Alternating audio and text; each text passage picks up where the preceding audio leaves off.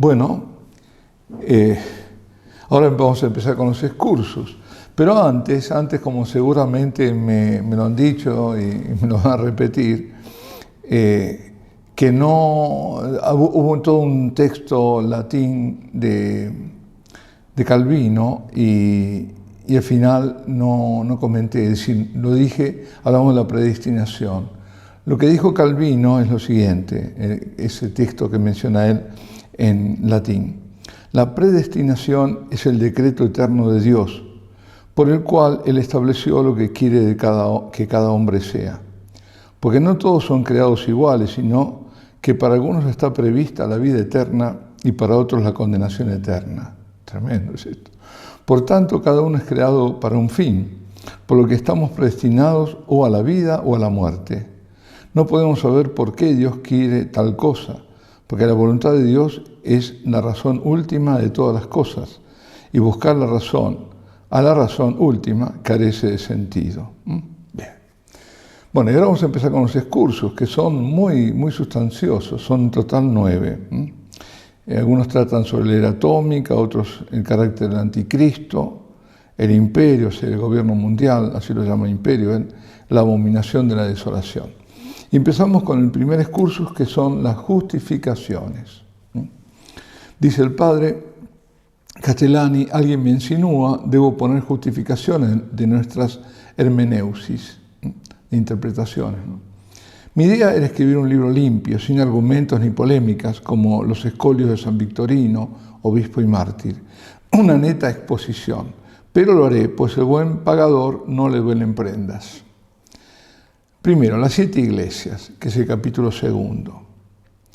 Nuestra interpretación se basa, primero, ¿os acordáis que eran las 7 iglesias distintos momentos históricos de la Iglesia Universal?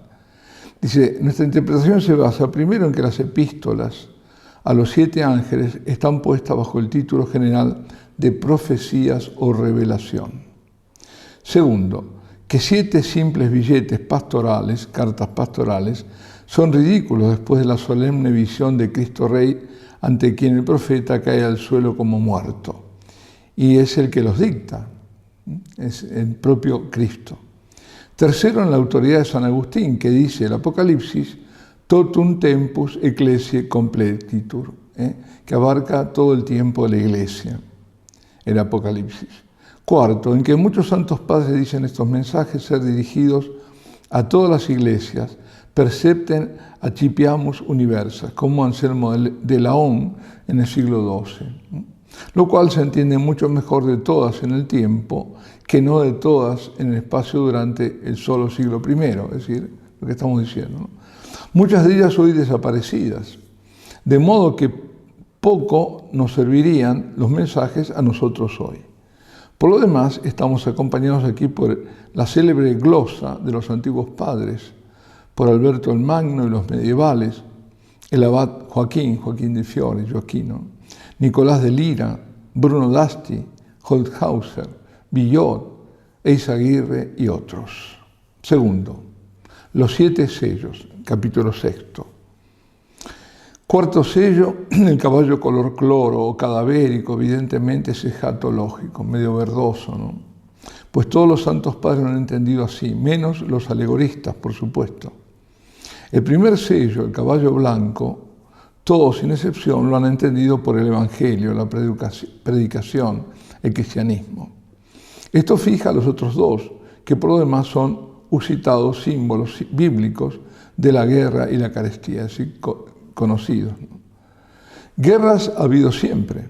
¿Qué otra guerra puede ser esta de la espada grande con poder de quitar la paz en toda la tierra, si no es la guerra convertida en institución permanente de toda la humanidad, como dijo Benedicto XV durante la del 1914, y qué otra guerra viene después del retiro de la monarquía cristiana, sino la que designó Cristo mismo como principio de los dolores de parto, pero no el fin todavía. Universales guerras y rumores de guerra. Es decir, un estado constante de estado de guerra, ¿no? Y esta tercera que ya la estamos viendo cómo va avanzando. Si esto pidiera confirmación autoritativa, nada menos que el gran Victorino interpreta como nosotros, que no lo conocíamos al hacerlo, y de él lo toma el Manual de Estudio Bíblico de Lusseau-Colomb, obra endeble por lo demás, coquetona y fina a la francesa, pero tímida y firuleta, lo mismo que los clásicos, Cornelio Lápide, Navenbauer y otros. Tercero, los signados, los sellados, dice, abiertamente designa a los mártires que habrán de ser del anticristo, y después a todos los salvados de ese tiempo, multitud innumerable, dice, que vinieron de la tribulación magna, palabra que es término técnico de Cristo en los 3 evangelios sinópticos para designar aquel día de la gran tribulación. Cuarto, las 7 tubas. En esas grandes y curiosas destrucciones del capítulo 8, los santos padres han visto herejías. San Beda el Venerable, por ejemplo. En efecto, grandes acontecimientos de la historia religiosa de la humanidad, acontecimientos nefastos, in malam partem, dice el ingenuo Berengaudus, que no se pueden entender literal crudo, pues darían absurdos, lo mismo que las 7 redomas que les corresponden. Herejías. Solo que los santos padres ven herejías de sus tiempos, como es natural, carecían aún de parte o de toda perspectiva histórica. Nosotros ahora sabemos cuáles han sido las 5 grandes herejías. La clave está en la quinta tuba. En la quinta tuba. Eso de las 5 herejías dice, se refiere también a Hilaire Belloc, ¿no? La clave, dice, está en la quinta tuba. La descripción de las langostas, escorpiones, calza asombrosamente a la herejía del siglo XVIII. Véase San Beda, los enciclopedistas o iluministas, que a través del liberalismo religioso, racionalismo o naturalismo, han llegado hasta nosotros en el hoy vigente modernismo, que ya espantaba a Newman, y es la peor herejía que se puede imaginar, la adulteración sutil y total del cristianismo. Los que niegan todo orden sobrenatural, milagros, todo, ¿no? Por fin, claro, niegan la resurrección de Cristo, pero en forma muy sutil. La sexta tuba, con el ejército enorme, blindado y artillado, o se ha de interpretar literal, como ahora se ha vuelto posible, o hay que entender absurdamente que serían demonios, tal como algunos padres antiguos, a quienes parecía, con razón en sus tiempos, humanamente imposible. Demoníaco ejército es, eso sí. Qué lío se arma el buen canónigo Anselmo Laudumensis con este ejército de 200 millones de demonios y no teme repetirlo razonable y racionalista aló. Quinto, el librito a devorar y la medición del templo, capítulos 10 y 11, están así en la exégesis común unánime, no hay dificultad. Sexto, los 2 testigos, capítulo 11, identicamos, lo mismo que dijimos, ¿no? La exégesis antigua vio allí a Enoc y Elías, algunos Moisés y Elías, tanto que Belarmino dice es de fe o casi. La exégesis moderna prefiere ver 2 grandes jefes religiosos. Hablo de la exégesis literal. Los alegoristas ven lo que se les antoja. Séptimo, la parturienta y el dragón. La justificación está inclusa al comentario. Solo podrían ser la Virgen Santísima, la Iglesia o Israel que dan a luz a Cristo. Pero los 2 primeros no pueden ser, no calzan del todo. Dice la Virgen y la Iglesia. Ya esto lo hemos comentado, no calza en cuanto a Cristo, pero sí calza en cuanto a los dolores de parto cuando ella es hecha madre por el mismo Cristo al pie de la cruz. Los dolores somos nosotros, los que le causan esos dolores. Ese es el parto de la cruz, ¿no? Los padres antiguos vieron unánimes en la mujer a la Iglesia, también la Iglesia, claro, pero entienden toda la Iglesia de los últimos días, o sea, el Israel de Dios, que dice San Pablo, con los 2 núcleos separados de cristianos viejos y judíos convertidos nuevos, ¿no? Según nosotros. Va a ser así también, eso lo estamos viendo, ¿no? Los fieles a Cristo, a la verdadera Iglesia, no la iglesia adulterada, la falsificada, y los judíos convertidos, iluminados. Octavo, la fiera del mar, capítulo 13. El anticristo, según toda la exégesis sin excepción, el restaurador del imperio de Augusto en forma proterva, inteligencia común de todos los santos padres, el fundador y beneficiario de una nefanda religión falsificada. En los pormenores, como las 7 cabezas y 10 cuernos, difieren entre sí, no mucho en el fondo, en los pormenores. Pero de todos modos, la fiera del mar es el anticristo político, digamos, el emperador. Novena, la fiera en la tierra, lo mismo que antes, un poder religioso, un falso profeta, un mago ilusionista o técnico, exégesis unánime, puesto que está claro en el texto, solo que algunos no ven un hombre personal, sino un cuerpo colectivo, como los sacerdotes paganos, propagandistas de la religión de César. Décimo, el Cordero y los santos, que es el capítulo 14, desdoblamiento y compleción de los signados sin dificultad, es decir, los que han sido señalados. Décimo primera, las 7 redomas.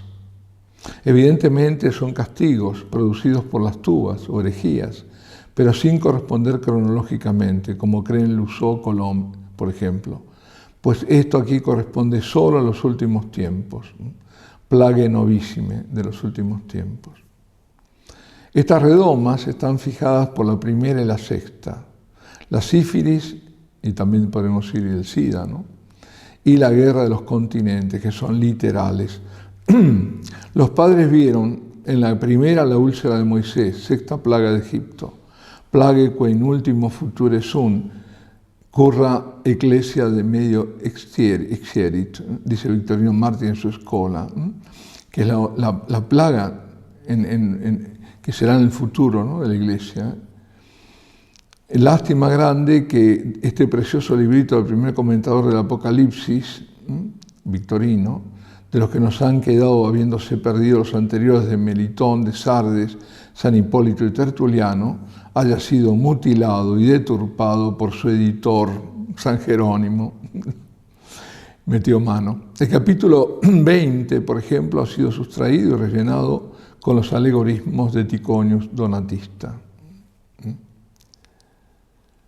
Dice aquí, con respecto a las redomas, dice nota lingüística, con gusto usaríamos el vocablo fiala, que pasó del griego al castellano antiguo, al inglés, al francés y al alemán, recipientes con fondo ancho, plano y boca estrecha, para remedios o venenos. Es como una matriz. Pocal o redoma en castellano, vaso, copa o frasco en nuestras Biblias, mal traducido, dice. Bueno, las otras redomas, fialas, no pueden ser entendidas literal, crudo, sin absurdidad. He buscado en la realidad histórica lo que puede calzar en esos símbolos del mar sangriento, las fuentes envenenadas, el sol agravado, las tinieblas en el Palatino y las 3 ranas, y he puesto lo que hallé más congruo. Quien pueda hacer mejor, que lo haga. 12º, la gran ramera, capítulo 18. Esta visión la explica el ángel mismo de la profecía. Las precisiones están en la exégesis moderna, como Newman, Piper, Peterson, Lacunza e Izaguirre. Algunos son conjeturales, por supuesto, como hago constar en su propio lugar. 13º, el ejército del Verbo, capítulo 19. Es claro que significa el poderío de Cristo Rey asumido al fin. No tiene dificultad. No es un poder bélico material, por supuesto, del príncipe de la paz. Ni Cristo se va a poner en una liza, en una pelea singular, mano a mano con el anticristo, al cual en vida ni siquiera se dignó nombrar, a no ser en general, pseudocristos y pseudoprofetas. Vendrán otros falsos cristos, al otro le llamó el otro, no al anticristo. 14º, reino milenario, capítulo 20. Prefiero la exégesis literal de la iglesia primitiva, sin tachar de herética a la otra, por unas 10.000 razones, que no daré aquí. Y he dado o insinuado en otras partes, por la autoridad de los padres apostólicos, por la 12 y media de absurdos que resulten de la exégesis alegórica exclusiva por el mismo sagrado texto. Confieso que la perícopa Gog-Magog me hace dificultad a mí, como a todos, y sobre ella no oso pronunciarme. Pero el reino milenario habrá un tiempo, eso es lo que está diciendo, ¿no? Y no quieren meterse en polémicas.